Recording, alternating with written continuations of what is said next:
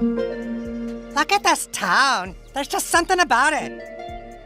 Oh, darling, I think this might be the place. You really think so? It's so quiet and empty here. If we moved here, then people would think we're really serious about wanting to be normal.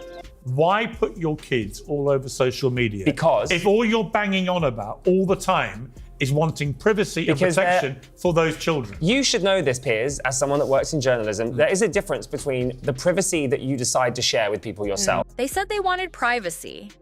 They said they wanted a quiet, normal life for their children. But what Harry and Meghan just did at Disneyland blew that entire narrative apart. And the backlash was instant, brutal, and maybe even irreversible.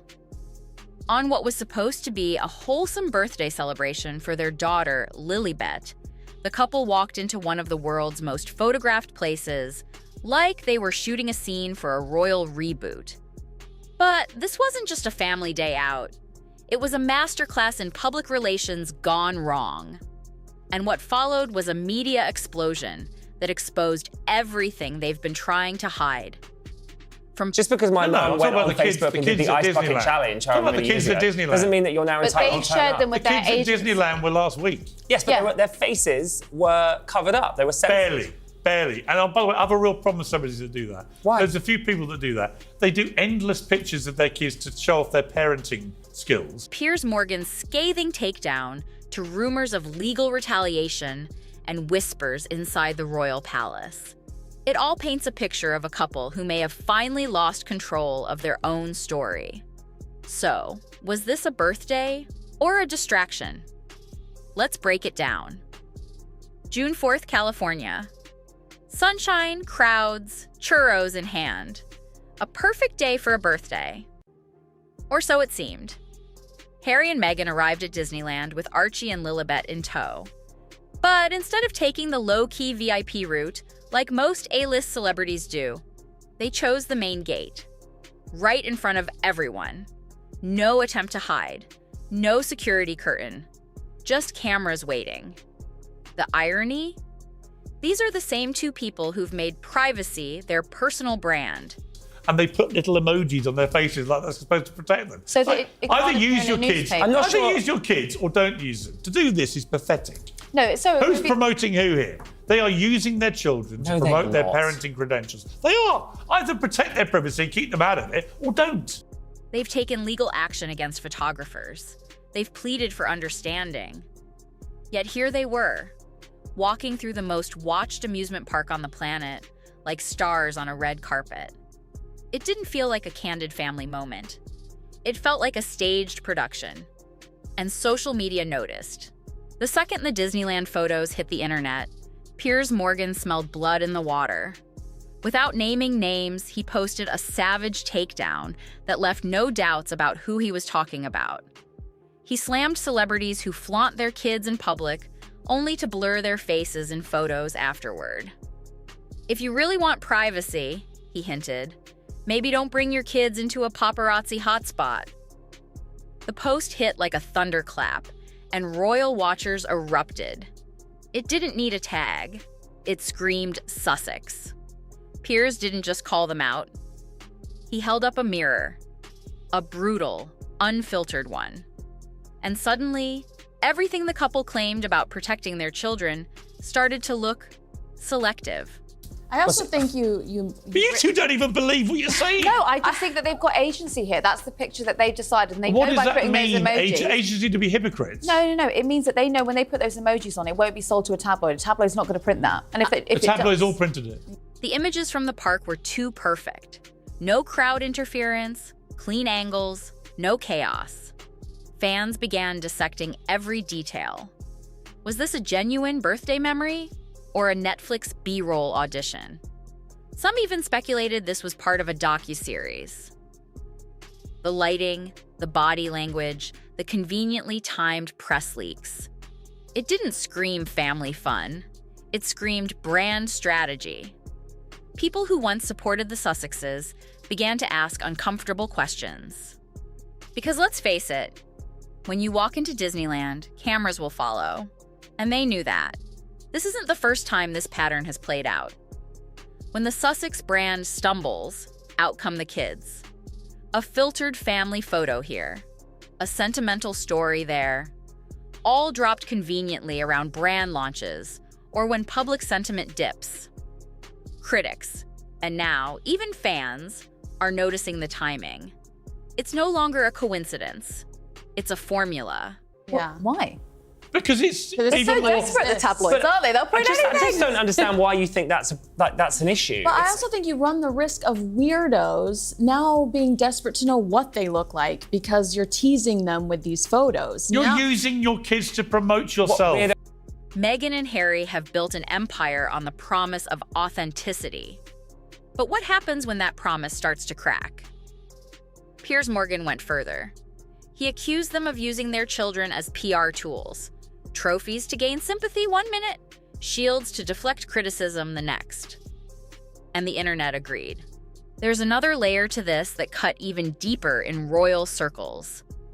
Lilibet, the nickname Queen Elizabeth herself held dear, reserved for those closest to her.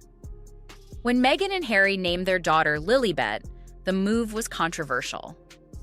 The palace released a carefully worded statement saying the Queen had not formally approved the use of the name, despite the Sussexes' claims. Fast forward to this Disneyland photo op, and suddenly that name is trending for all the wrong reasons. What was once seen as a tribute now looks like clickbait. Royal insiders were furious.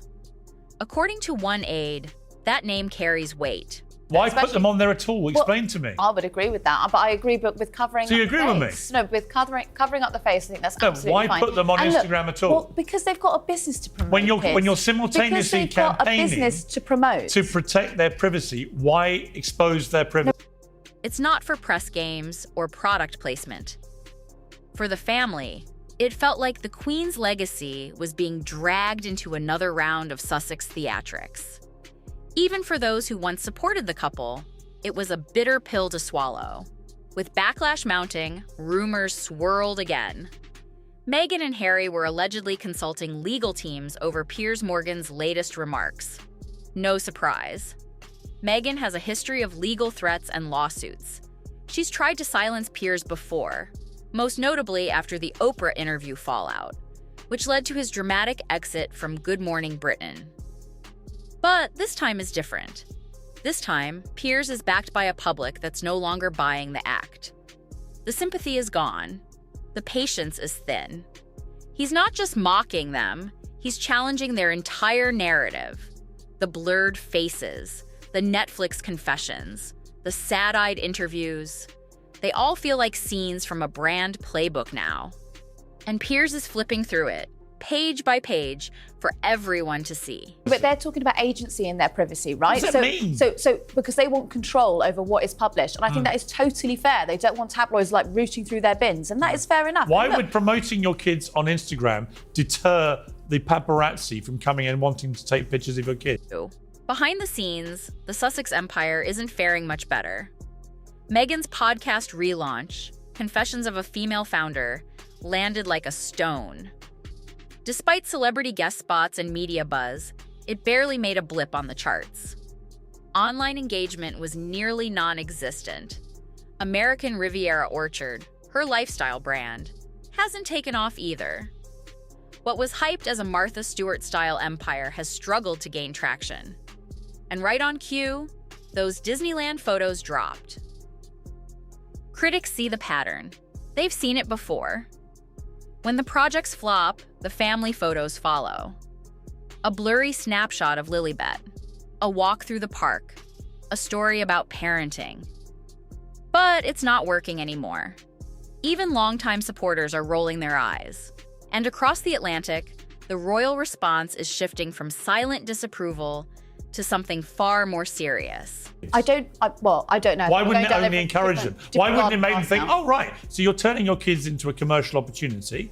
You want to profit from their exposure all over your Instagram. But she has been you want to get more forced to followers, live a which will make you public more money. Prince William, usually the picture of restraint, is reportedly done. Sources close to the palace say he's furious. Not just at the Disneyland stunt, but at what he sees as calculated attempts to undermine the monarchy. The name Lilibet. The timing of the photos. The constant jabs at royal life. All of it feels personal. Insiders say William is now leading quiet talks to strip Archie and Lilibet of their HRH titles, not out of revenge, but to protect the institution from further damage. The message is clear. You can't tear down the crown while profiting off its shine. The public mood has changed. Once, Harry and Meghan were seen as rebels breaking free. Now, they're seen as celebrities playing both sides. Private when convenient, public when strategic. And the Disneyland outing? It was the last straw. Every smiling photo now feels rehearsed. Every outing looks like sponsored content. Even Americans, once more sympathetic, are starting to ask hard questions. You don't get the hypocrisy? No, but they've been forced to live a public life. Maybe not her so much, actually, I take that back, but Prince Harry has been forced to live a public life. Why should he not share pictures of his children? And why should they not make a bit of buck off the back of it? What happened to the fairy tale? Because when even the fans stop clapping, the show is over. Everyone loves a comeback. Everyone loves a redemption arc. But what people don't love is feeling played. The Disneyland trip didn't just damage their image, it pulled back the curtain. What we saw wasn't authenticity, it was production. What we felt wasn't warmth, it was strategy. And now, the applause has stopped. The cameras are still rolling, but the magic is gone. So here's the real question. Do Harry and Meghan want privacy or applause? Because they can't have both. Not anymore.